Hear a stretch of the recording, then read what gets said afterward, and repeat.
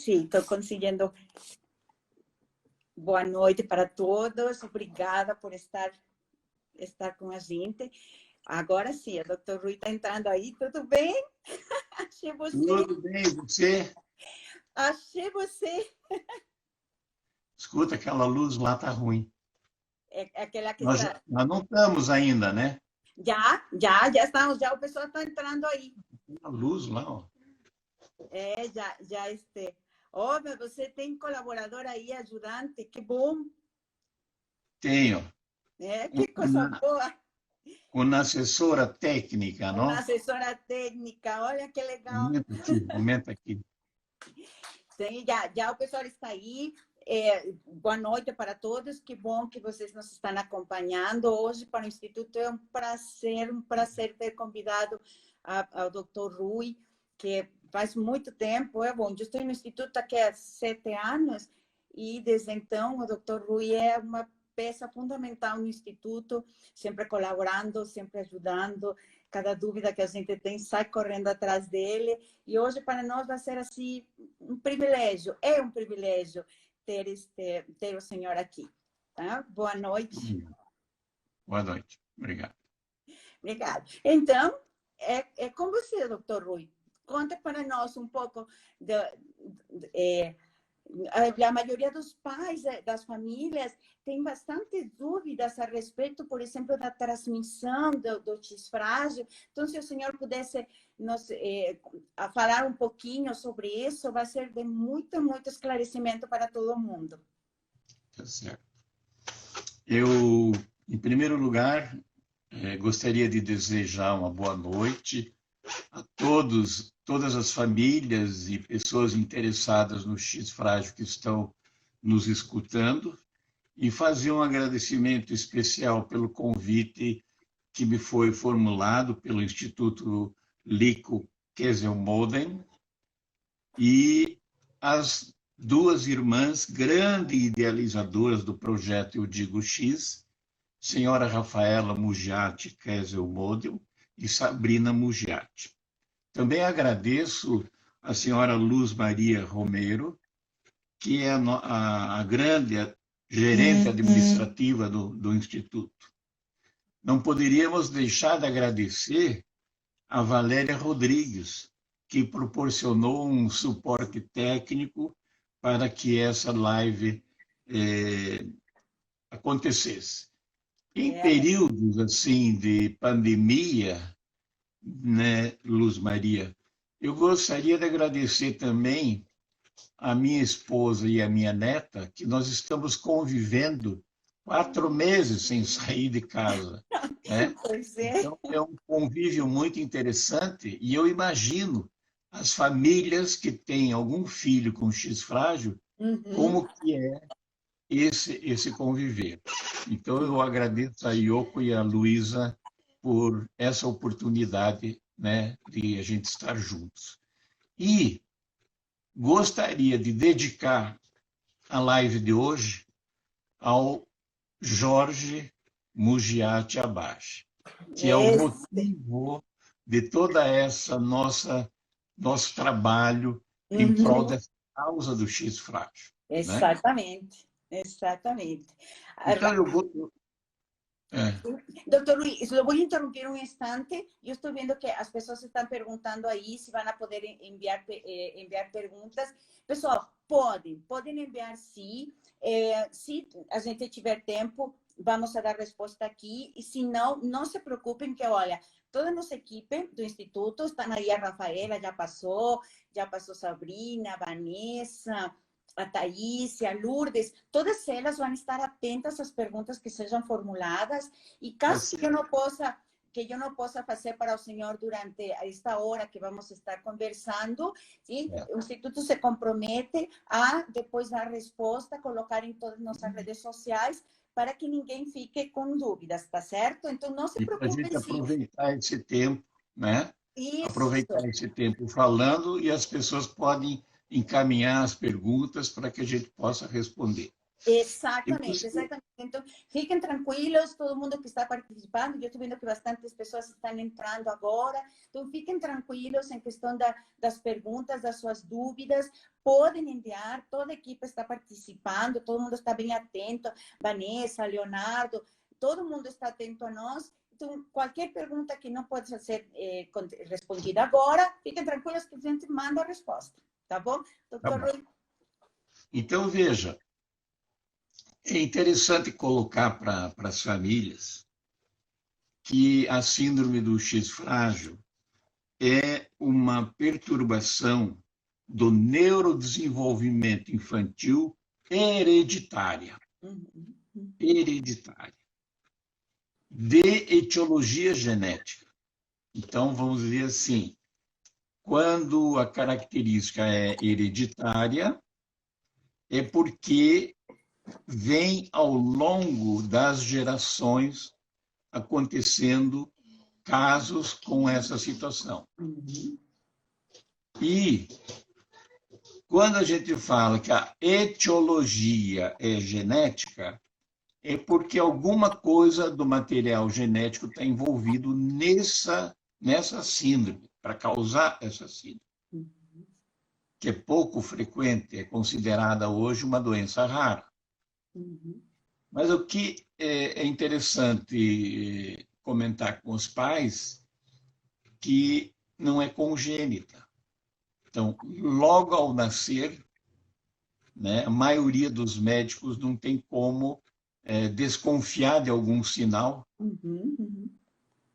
Existe hoje, né, uma plataforma onde a gente pode tirar uma foto do nenê e colocar na plataforma. Ela chama-se Face to Gene. É o Face, o número 2, gene.com. Então, isso já está sendo feito. Por quê? O quanto mais precoce for o diagnóstico, é melhor para a criança e para os pais também, né? Então, vejam, ela é considerada, como eu falei, uma doença rara, né? E uma em cada 260 mulheres pode ter esse gene. E um em cada 300 a 800 homens também pode ser portador desse gene. No nosso país e em muitos outros, a gente não sabe qual que é a prevalência. A prevalência quer dizer o número de casos que existe na população. Certamente. Quando a doença pode ser diagnosticada ao nascer, daí nós temos a incidência. Por exemplo, síndrome de Down, o diagnóstico tem que ser feito na primeira semana de vida. Então, nós temos um em cada 800 meninos ou meninas pode ter a síndrome de Down. Então, a gente pode estimar a incidência. Exato. Agora, na síndrome do X frágil, não dá para saber isso. Não. Né? E a prevalência também a gente não tem, anda perto e não tem porquê. Na maioria das vezes, essa síndrome é subdiagnosticada. Exatamente. Tem crianças que levam anos para ser levantada a hipótese da síndrome do X frágil.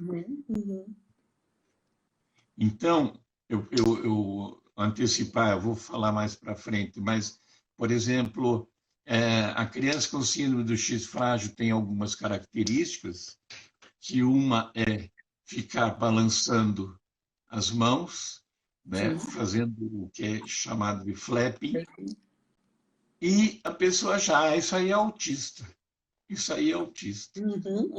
Exatamente. Mais de 38% dos meninos com X frágil, eles podem ter essa pauta autista. E aí é que pode confundir o diagnóstico. Exatamente. Assim. Então, a importância... Doutor Luiz, me desculpe interromper, porque é uma das dúvidas agora que o senhor está falando a respeito de diagnóstico. Sabe que nestas semanas, estas últimas 2 semanas, tem nos perguntado bastante, tem dúvidas a respeito, por exemplo, se utilizar aquele exame cariótipo é adequado para o diagnóstico do X frágil. Olha só, nós já temos conversado sobre isso em outros momentos. Isso. Mas eu aproveito que o senhor está falando do diagnóstico. Eu vou falar aqui já adiante. Ótimo. Mas já te antecipo que hoje o cariótipo não tem valor. Não tem valor. Para o estudo da síndrome do X frágil. Exato. Hoje o correto é partir direto para o exame molecular. Exatamente. Vamos supor que tem um menino que está com 10 anos, que pode ter alguns sinais como esse do flap e atraso no desenvolvimento, mas fez o cariótipo há 5 anos atrás e o cariótipo deu normal. Isso não tem valor. Exatamente. Né? Então, isso os pais têm que entender. O cariótipo já teve valor algum tempo atrás, mas ele não dá certeza, ele é pouco impreciso para aparecer aquele pedacinho frágil que alguns meninos apresentam. E tem que contar um número de células muito grandes. Agora, se a clínica é sugestiva, vai direto já no molecular, que daí não tem dúvida nenhuma. Claro, certo. Né? É isso que... Então, veja, a importância da investigação sobre a síndrome do X frágil, né? Ela ajuda muito porque isso pode existir uma problemática com grande número de algumas dúvidas para os pais. Então, por exemplo, os desafios que se colocam às famílias que têm uma criança com uma perturbação severa do desenvolvimento. Então, é aquela corrida do pai e da mãe atrás de um diagnóstico. Então, eles têm que estar bem orientados para essa situação. E saber que tipo de exame tem que fazer ou não, para não ficar gastando tudo. Quer dizer, não tem convênio que consiga realizar todos esses exames que, às vezes, muitos colegas pedem até chegar em um. Então, eu digo assim, sempre, para os alunos e para os colegas, né? A importância da avaliação clínica, que nós já vamos falar aqui, né? Então, não adianta eu querer procurar um sinal de macroorquidia, que é o aumento do volume testicular, de uma criança que tem 2 anos de idade. Certo. Esse sinal só vai aparecer na puberdade. Né? E, às vezes, a mãe pode perceber. Eu sempre pergunto, mamãe, ele consegue tomar banho sozinho? Às vezes tem que fazer uns arremates.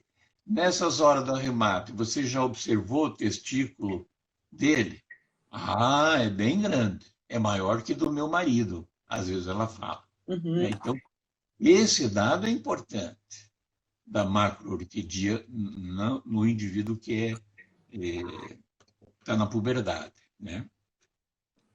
Às vezes, as dificuldades do nível do desenvolvimento cognitivo colocam sérios desafios à inclusão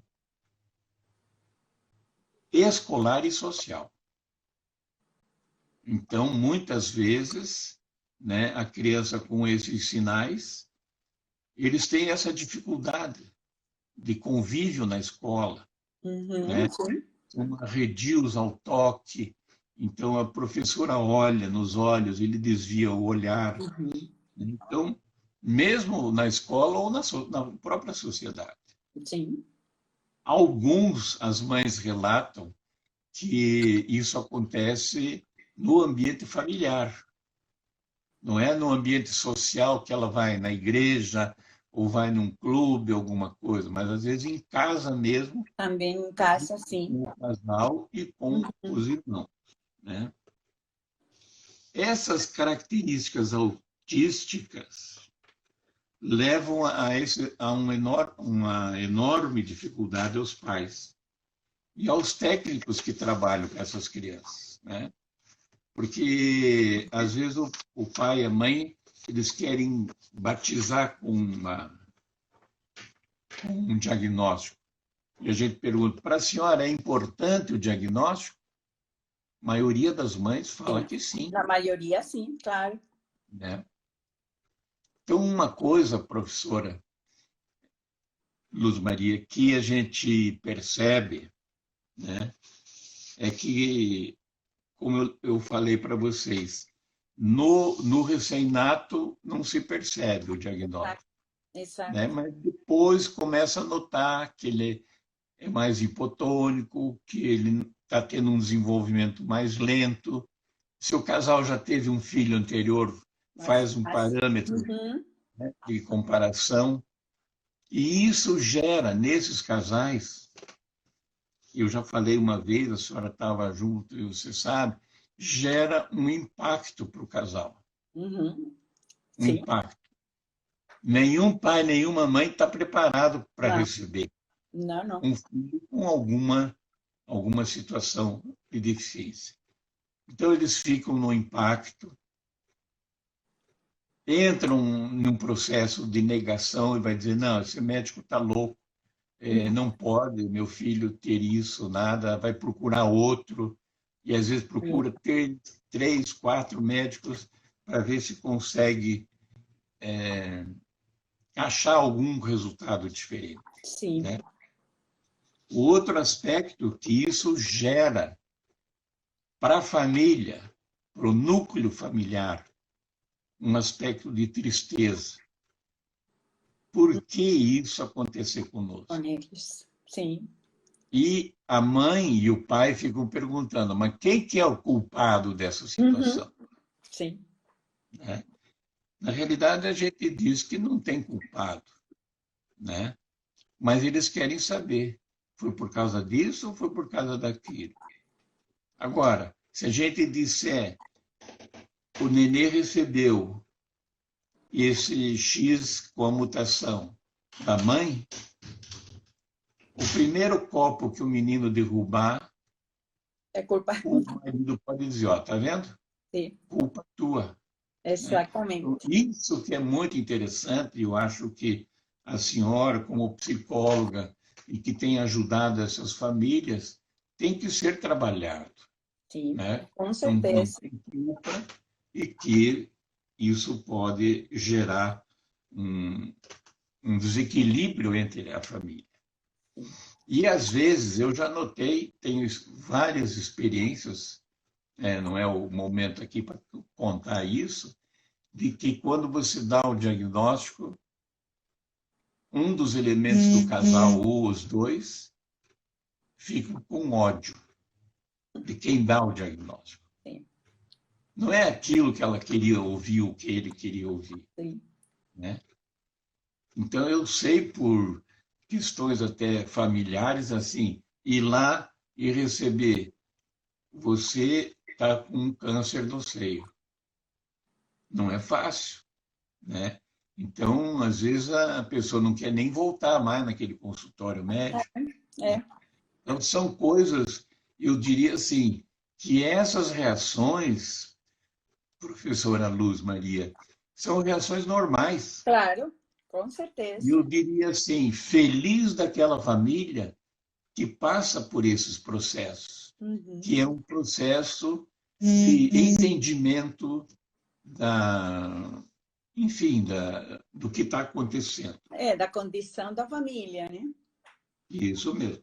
Depois, essa família começa a entrar em equilíbrio e depois começa a se reorganizar quando ou já tem o diagnóstico, ou então já fez o aconselhamento genético e foi dito ao casal se tem risco ou não vir um outro filho. Né? Então, vamos supor assim, talvez algum casal que esteja nos ouvindo se identificou de alguma maneira, sim, de chegar no médico, o nenê está molinho, hipotônico, e a mãe ou o pai perguntar para o médico: doutor, o que é que o nosso filho tem? Aí ele vai olhar, vai ver, pode levantar a hipótese do X frágil. Aí vão perguntar: mas por que isso aconteceu? Então, daí depende do conhecimento do médico para explicar, né, como que acontece, qual é o risco. E lá no flyer do Instituto tem uma explicação muito boa que você manda para as famílias, explicando esse aspecto. Agora, a pergunta mais difícil de responder quando eles perguntam: tem cura? É verdade. Hoje não tem cura ainda para o X frágil, mas nós não podemos esquecer que nós temos condições de oferecer a essas famílias algumas terapias que podem melhorar a qualidade de vida dessas crianças e dessas famílias. E da família como um todo, claro. A família como um todo, exatamente. E daí vem aquela outra perguntinha. Agora que aconteceu isso, pode acontecer de novo? Então, daí a gente tem que fazer aquele estudo da família, do heredograma, e ver se tem outros familiares afetados, principalmente homens.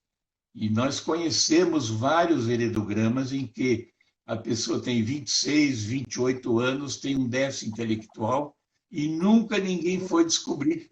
Exatamente. Vai descobrir por causa de um ali da terceira, quarta geração que tem sinais de síndrome do X frágil, e quando você vai pesquisar os outros na família, começam a aparecer, né? Uma outra dúvida que às vezes os casais têm, principalmente aquele que já teve um filho afetado, ele perguntar se tem como prevenir para não ter mais filhos assim. Exatamente, uma pergunta que recebemos muito lá no Instituto. Tem muitas famílias, sobretudo muitas vezes as irmãs de quem já tem o diagnóstico, essa é uma das perguntas mais frequentes.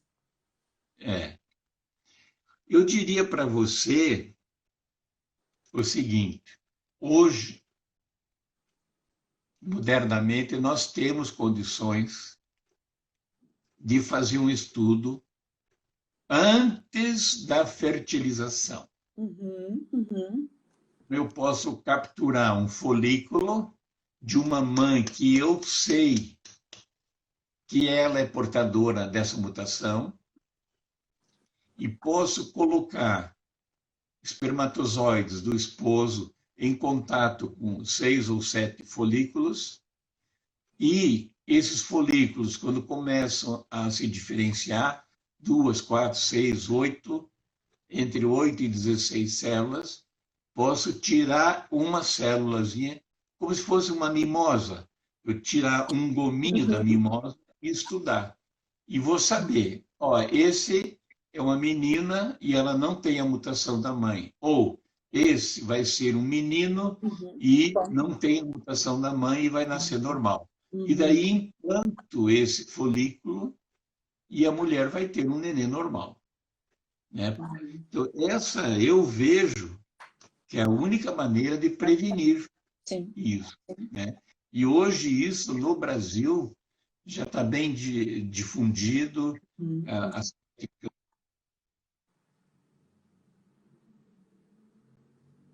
Ai, está falhando um pouquinho a internet do Dr. Rui. Vamos ver. Aí, voltou. Como? Não, é que ficou um pouquinho travada a internet do senhor, mas já está normalizado. Tá. Já está normal. Outra maneira é se tem como saber antes.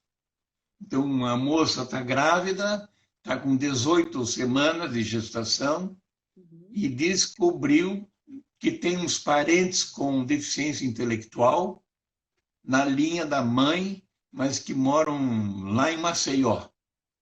E ela mora aqui em Curitiba. Daí ela fica em pânico. Puxa, o que será?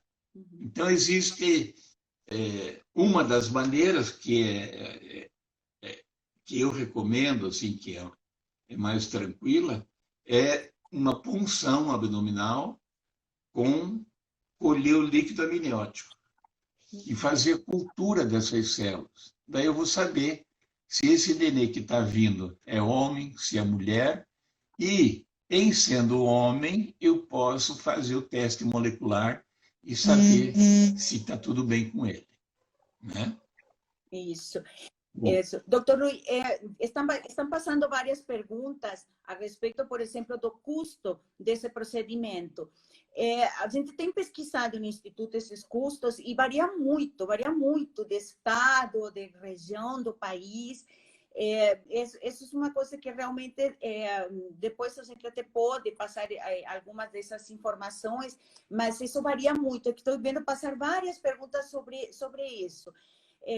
Vanessa, que trabalha com a gente no Instituto, já várias vezes entrou em contato com algumas instituições que trabalham isso em parte um pouco de social, mas a gente pode depois colocar essas informações no nosso Face. Sim? Perguntam se tem risco para o bebê. Estão perguntando, tem risco para o bebê esse exame que o senhor está falando agora? Da punção? Pode. Pode ter risco. Pode pagar, desde que isso que eu vou falar agora. Veja o seguinte. Nesse ano está sendo comemorado 77 anos que foi descrito a síndrome do X frágil por dois médicos pesquisadores, Martin e Bell. Tanto é que alguns podem encontrar em alguma literatura um nome assim, Síndrome de Martin-Bell. Né? Hoje usa mais Síndrome do X frágil. E o interessante, e é isso que eu queria enfatizar, é que esses dois médicos identificaram isso em 11 pessoas de uma mesma família. Com deficiência intelectual, com características físicas específicas e alterações de comportamento, e todos eles masculinos.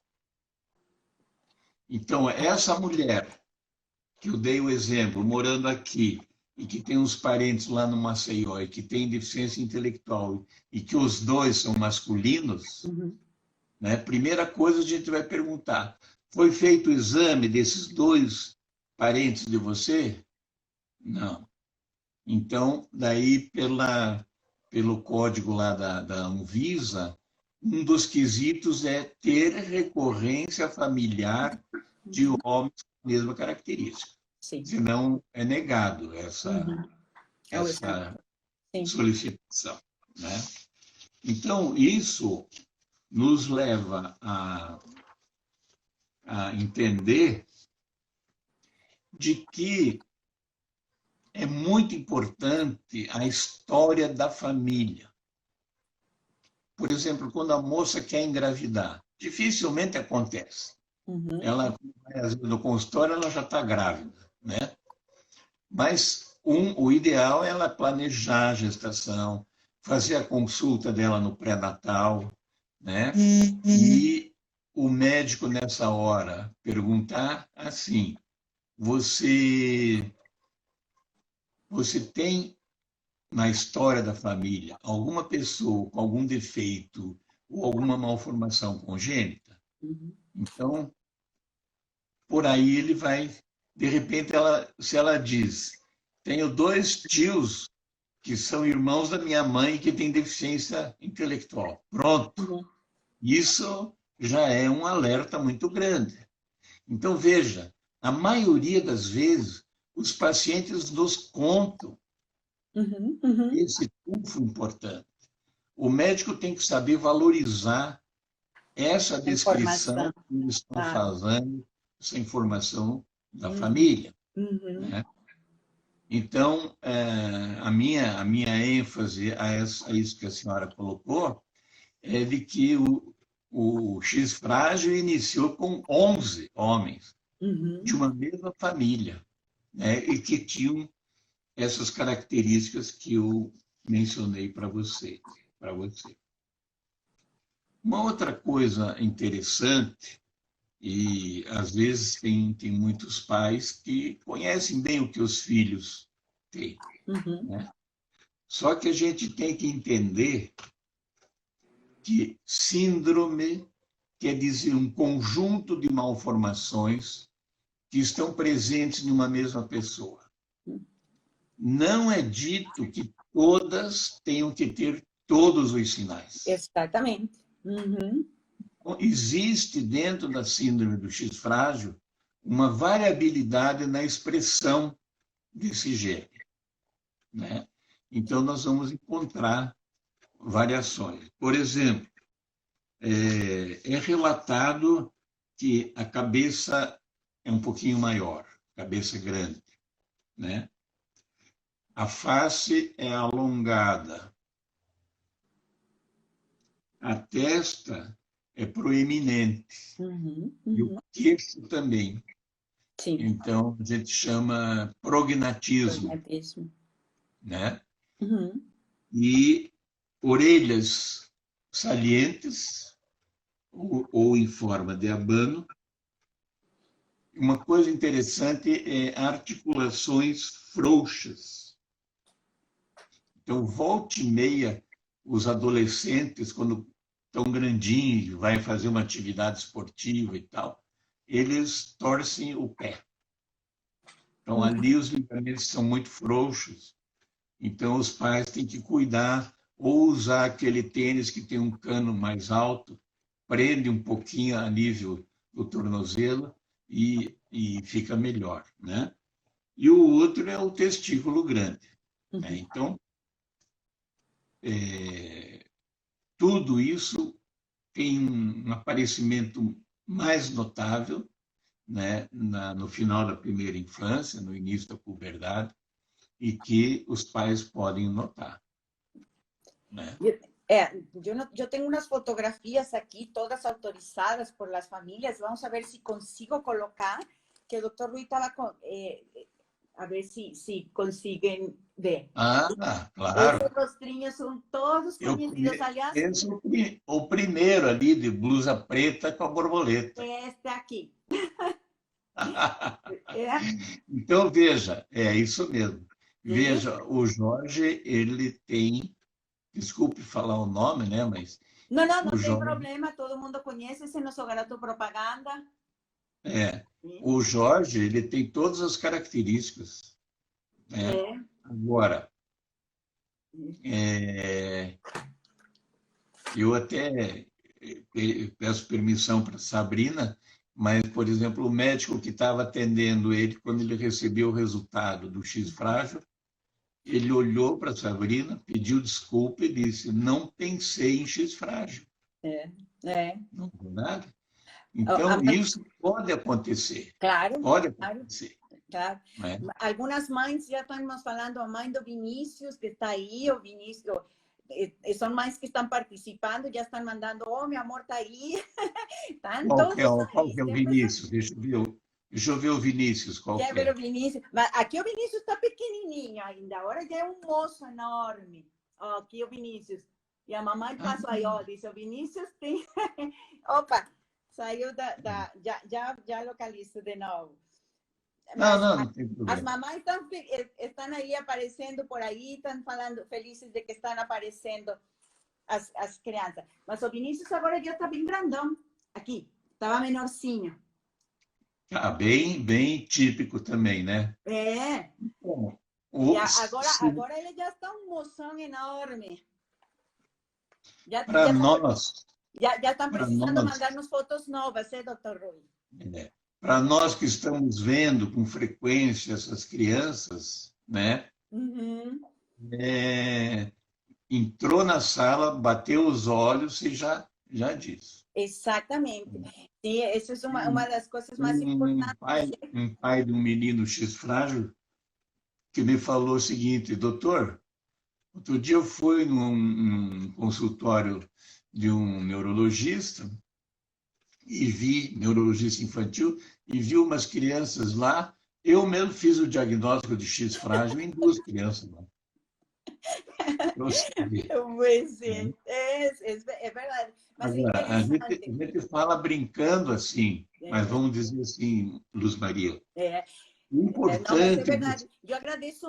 Aproveito para agradecer muito às mães que sempre nos cedem as fotografias, que nos permitem utilizar, porque é uma ferramenta maravilhosa quando vamos nas escolas, nas universidades, porque eu sempre pergunto para os professores que participam nas nossas palestras, quero que observem esses rostos lindos e que vejam como essas características que o senhor está falando, sim? Você está dentro de uma sala de aula, enxerga uma criança com essas características, sabe que tem algum outro irmão, algum outro parente que tem alguma dificuldade, que o senhor falou agora há pouco. Ou seja, juntando todos esses, vale a pena levantar essa suspeita de que pode ser X frágil. Então, por exemplo, esse trabalho que nós estamos fazendo, fazer essa live, ou em outras oportunidades que a gente já esteve junto, em Guaratuba, em Guarapuava, em Santa Catarina, aqui em Curitiba, o intuito de divulgar. Divulgar para que, o mais precoce possível, essas crianças comecem a ser atendidas do ponto de vista de fisioterapia. Doutor Rui, nos estão perguntando sobre as características das meninas. Sim? São várias perguntas que estão se repetindo bastante. Estão perguntando sobre as características das meninas, né? Se elas têm também essas características, ou que falemos um pouquinho sobre isso. E uma pergunta que também está repetindo-se bastante é se o senhor poderia falar o que é mosaico, que aparece no diagnóstico de algumas das nossas crianças. Não sei se é o momento, mas eu acho que em características das meninas podíamos agora aproveitar. O que o senhor acha? Tudo bem. Então, essas características que eu falei dos meninos, né, elas se desenvolvem ao longo do tempo e podem não ser óbvias até a puberdade. Por isso que, às vezes, é difícil fazer esse enquadramento, né? Os atrasos motores e de linguagem estão presentes também ao longo do tempo. Anormalidades comportamentais, incluindo o comportamento autista, também são comuns nesses meninos, né?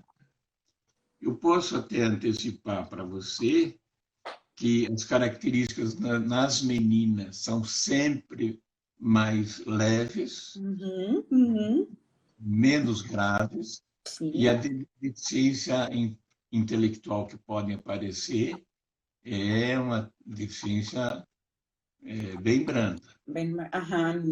Sim.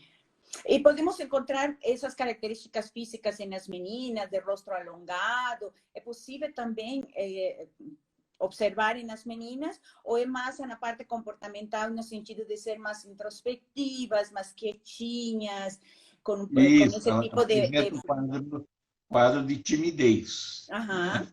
Então, eu estou dizendo das meninas que têm mais de 200 repetições. Sim. E nelas podemos encontrar... que são afetadas. Sim. Né? E no mosaicismo, o que acontece é que a menina pode ter alguma linhagem de célula com a mutação do X e outra não. Porque como as mulheres têm 2 cromossomos X e, normalmente, aleatoriamente, um deles fica inativado e o outro fica funcionando, na célula seguinte é diferente. O que estava inativado aqui fica ativado ali, e assim por diante. Então, na realidade, a mulher seria um mosaico em relação à mutação do X frágil do FMR1. Né? Certo. Uma outra coisa que eu assinalei aqui para a gente conversar é que todos os, eu não sei o nível, né, das pessoas que estão nos escutando, Sim. mas todo mundo sabe que a gente tem 46 cromossomos. Nós, homens, temos, dentre os 46, o par XY. E as mulheres têm 2 cromossomos X. Os cromossomos, né, quando a gente olha num estudo de uma lâmina, eles apresentam a formação de bandas, como se fossem estrias. Sim. E elas servem para identificação. Então, como é que eu vou saber qual que é o X, aonde está a mutação? É sempre assim, ó, X, Q quer dizer braço longo, né? 2 é a região, daí 7 é a banda, ponto 3 que é a subbanda. Então, normalmente a gente lê o seguinte, a pessoa tem uma mutação XQ27.3. É nesse lugarzinho que acontece a mutação. Esse quebra, né? Senhora? Aqui vamos, então... Isso mesmo. Está, ¿sí? E a expressão exatamente dessa mutação pode acontecer com esse que a senhora apontou por último aí, onde tem o X frágil. Aqui nesta região. Isso. Agora veja que o apêndice de baixo, ele não está desligado do braço longo. Um filetinho bem pequeno que está unindo o braço longo com aquele pedacinho de baixo. Isso aí. E quando isso apareceu, em algumas vezes, num estudo de homens, é que foi dito, nossa, parece que houve uma quebra, é frágil. Aí é que veio, então, o X frágil. Exato. Né? Uma coisa interessante é que esse distúrbio ele está ligado ao cromossomo X e ele é dominante. Então, para nós homens, ter essa mutação, vou ser afetado se eu tiver. Ele se comporta como um gene dominante. Exato. E o que o senhor falava, né? As mulheres com 2X, vocês homens com 1. Isso mesmo. Isso mesmo. Então, por exemplo, as mulheres que têm o gene anormal, geralmente podem ser afetados por esse distúrbio. E os homens geralmente são mais severamente afetados que as mulheres. Talvez, veja, isso possa ser explicado pela inativação do cromossomo X que eu lhe falei. Como a mulher tem 2, se nenhum ela tem a mutação, o outro tenta superar, compensar a dose do que está faltando. E daí nós, homens, como só temos um, exato, aí ele se expressa. Né? Exato. Bom, eu não sei se vale a pena, né, a gente entrar em alguns detalhes, mas só para as pessoas entenderem que nessa região que nós acabamos de falar, nos indivíduos que são afetados, que mostram as características que são afetadas, se a gente medir através de um exame molecular essa região, eles vão apresentar mais de 200 repetições. Exato. De uma trinca que a gente chama CGG, citosina, guanina, guanina. Esses indivíduos daí seriam afetados e eles teriam, vamos dizer assim, a mutação completa. Tem indivíduos da população que podem ter a mutação entre 55 repetições e 200. Mas eles são normais. Mas essas pessoas são chamadas de ter a pré-mutação. Então, vamos supor, alguma mãe que está nos ouvindo, que tem um filhinho com X frágil, ela pode ter feito o exame e viu que ela tem uma pré-mutação, mas ela não é afetada. E daí o que acontece?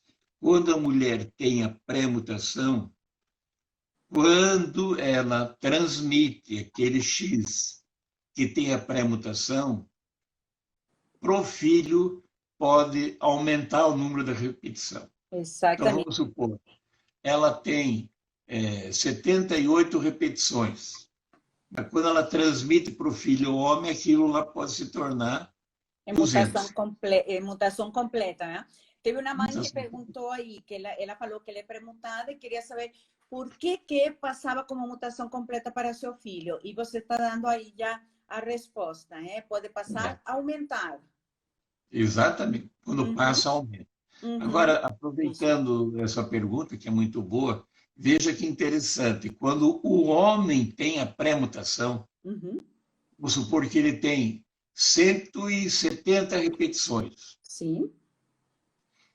Quando para o homem, filho homem, ele não vai passar. Não vai passar. Ele só passa o Y. Isso. Mas quando ele passar o X para sua filha mulher, a mulher recebe os 170. Não aumenta. Só vai aumentar a hora que essa mulher, que recebeu os 170 repetições, quando ela for ter um filho homem. Sim. Isso é um fato curioso. Exatamente. Ainda é desconhecido. Por que quando o homem transmite para sua filha, ele não amplifica para mais repetições?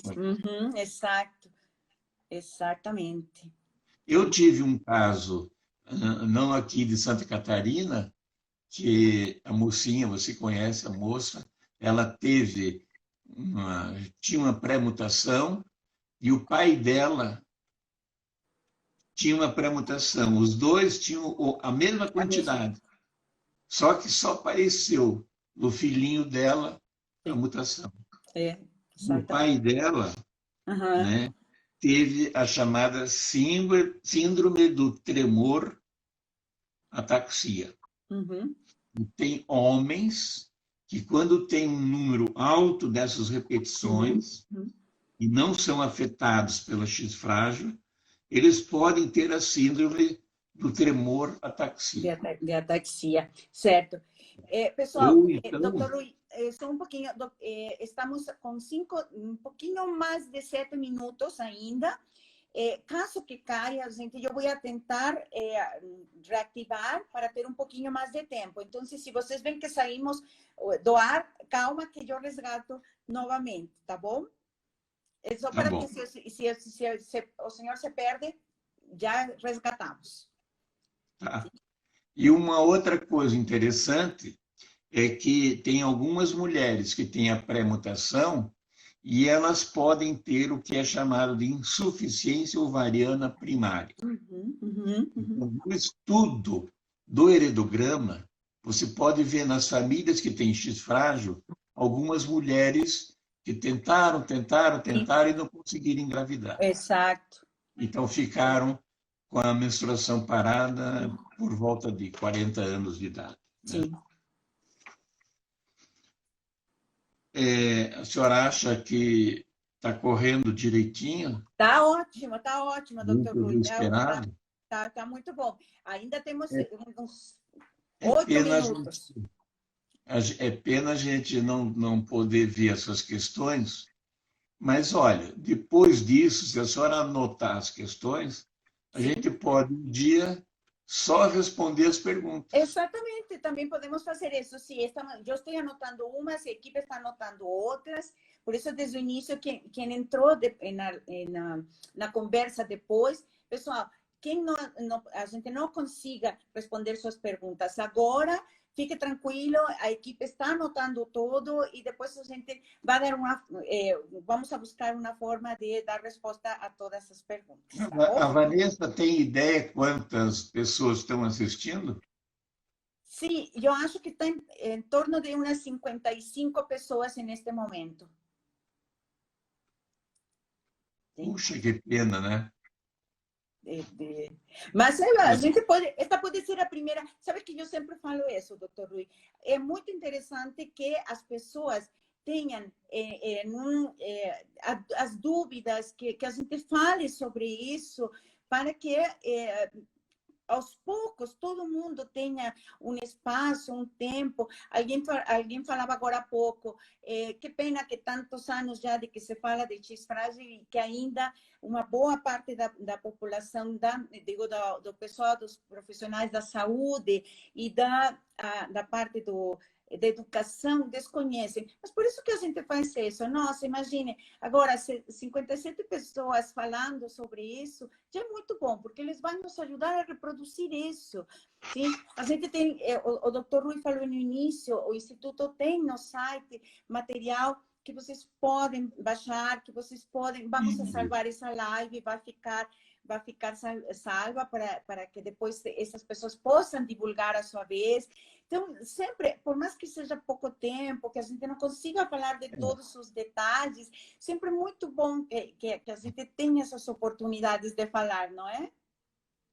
Como é tempo de ficar em casa, não é verdade? Claro.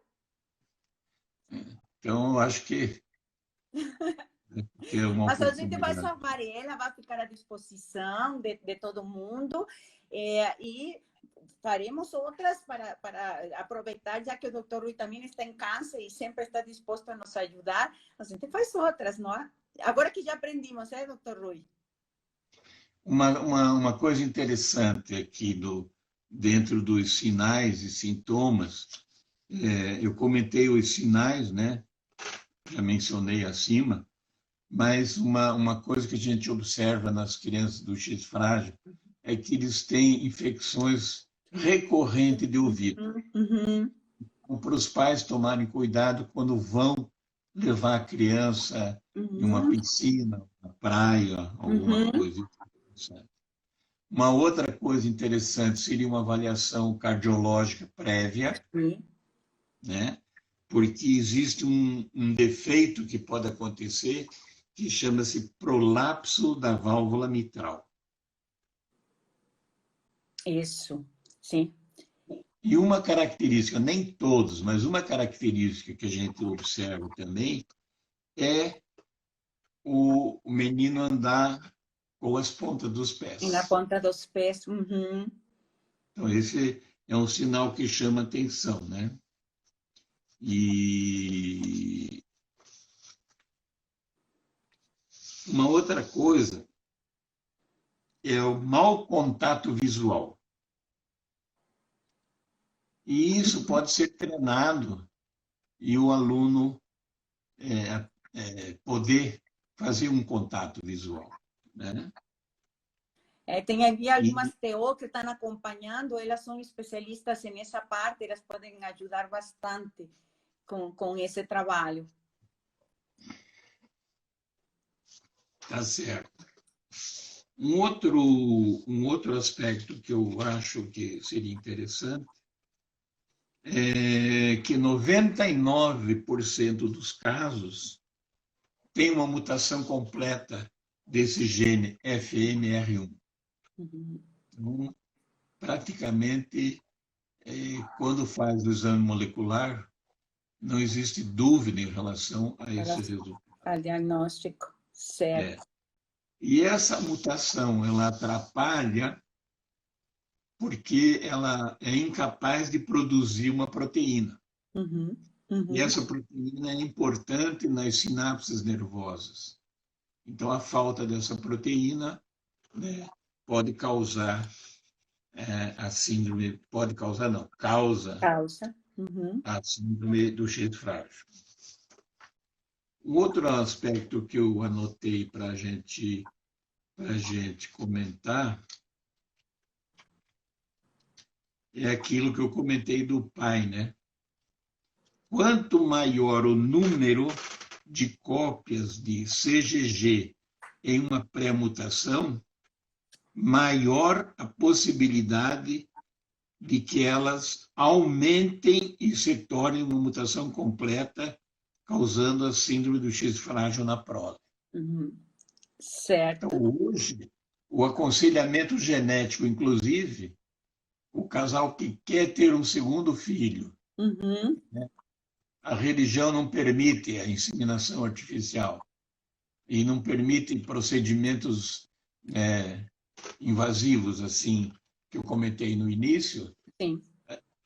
A gente pode enunciar um risco baseado no número de repetições que a mãe tem. Que a mãe tem, certo. Então, isso é importante também a gente ter.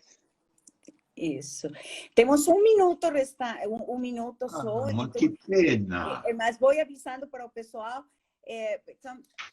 Eu vou agradecer muito, muito, muito. Vou ver se consigo resgatar o Dr. Rui, porque não está muito fácil, mas deixem ver. Mas caso que a gente não consiga resgatar ele, gente, vamos marcar outras. Ai, cadê ele?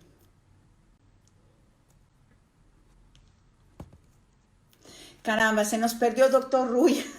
Mas, gente, vou agradecer muito, muito vocês terem estado com a gente. Eu queria que ele desse tchau para vocês, mas ele não aparece mais por aqui. Não está aparecendo mais o Dr. Rui por aqui. Mas eu quero agradecer muito, muito a presença de todos vocês, sim? Vamos a marcar uma outra com ele, sem dúvida nenhuma, para responder todas as perguntas que ficaram. Eu estava tentando ver se conseguia novamente colocar ele para que nos desse tchau, mas deixa ver se ele conseguiu novamente aparecer. Não consigo pegar ele novamente, mas, gente, muito, muito obrigada a todos vocês. Foram anotadas suas perguntas, e temos várias, por exemplo, sobre aconselhamento genético, sobre o custo daquele procedimento que o Dr. Rui falou. Foram anotadas suas perguntas e com certeza vamos a buscar a forma de fazer chegar para vocês essa informação, sim?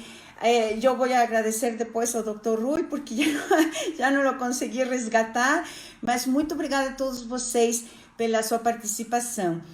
Vai ficar gravada, daqui a pouquinho Leo e Vanessa, que são as pessoas que sempre nos estão apoiando, já colocam à disposição para vocês. Gente, muito obrigada pela sua participação e a gente se encontra em uma próxima, tá bom? Tchau para todos, boa noite.